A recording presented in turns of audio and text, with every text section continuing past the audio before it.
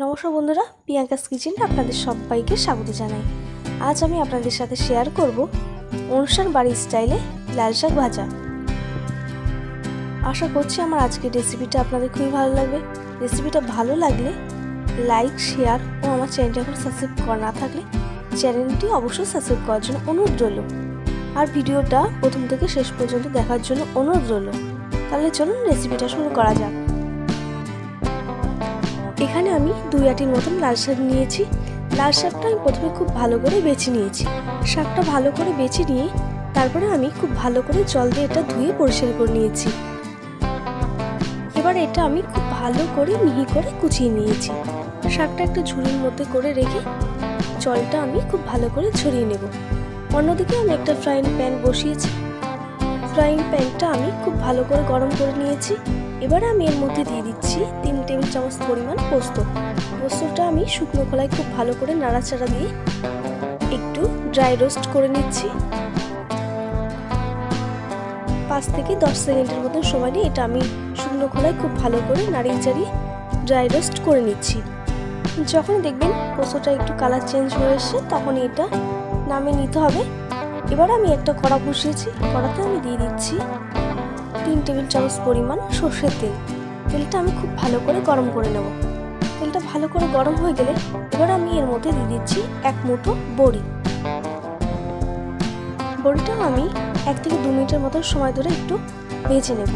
যখনই দেখবেন বড়িটা একটু লালচে কালার চলে এসছে তখনই বড়িটা তুলে নিতে হবে।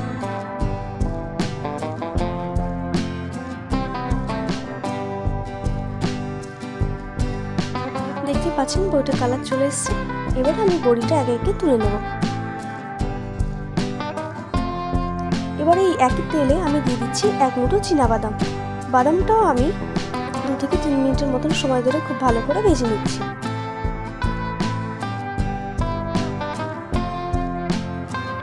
দু থেকে 3 মিনিটের মতন সময় ধরে বাদামটা আমি খুব ভালো করে লালচে করে ভেজে নিয়েছি। এবার আমি বাদামটা তুলে নেব।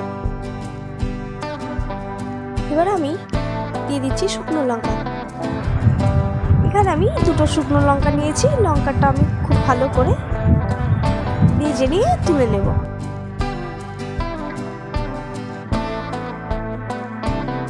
এবার আমি এর মধ্যে দিয়ে দিচ্ছি 2 টেবিল চামচ পরিমাণ রসুন বাটা।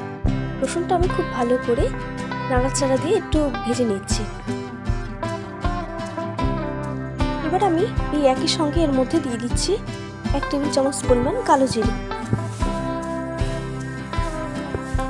খুব ভালো করে নাড়াচাড়া দিয়ে মিশিয়ে নিচ্ছি। 1 থেকে 2 সেকেন্ডের মতন একটু ভাজা হয়ে গেলে এবার আমি এর মধ্যে অ্যাড করে দিচ্ছি কুচিয়ে রাখা শাকটা। খুব ভালো করে মিশিয়ে নেব। শাকটা 3 থেকে 4 মিনিটের মতন খুব ভালো করে নাড়াচাড়া দিয়ে নিয়েছি। শাকটা অনেকটাই কমে এসছে। এবার আমি এটা ঢাকা দিয়ে আবারও 4 মিনিটের মতন রান্না করে নিচ্ছি। 4 মিনিট পর ঢাকনাটা তুলে নেব। দেখতে পাচ্ছেন শাকটা অনেকটাই কমে এসছে আর শাকের থেকে জলটাও অনেকটা শুকিয়ে গেছে। এবার আমি এর মধ্যে অ্যাড করে দিচ্ছি স্বাদ মতন নুন আর দিয়ে দিচ্ছি 1 টেবিল চামচ পরিমাণ হলুদ। সমস্ত কিছু খুব ভালো করে মিশিয়ে নেব।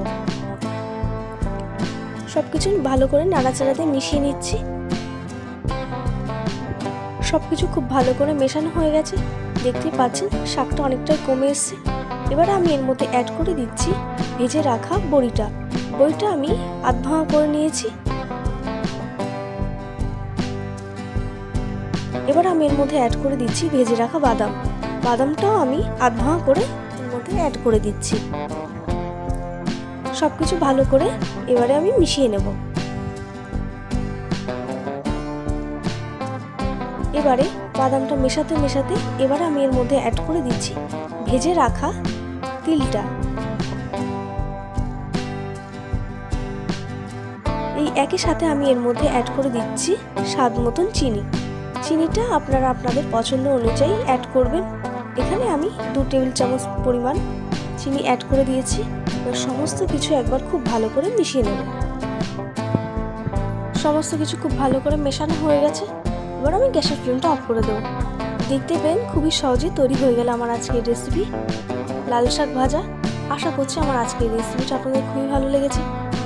রেসিপিটা ভালো লাগলে লাইক, কমেন্ট, শেয়ার ও আমার চ্যানেলটা এখনো সাবস্ক্রাইব করা না থাকলে চ্যানেলটি অবশ্যই সাবস্ক্রাইব করার জন্য অনুরোধ রইল। ধন্যবাদ।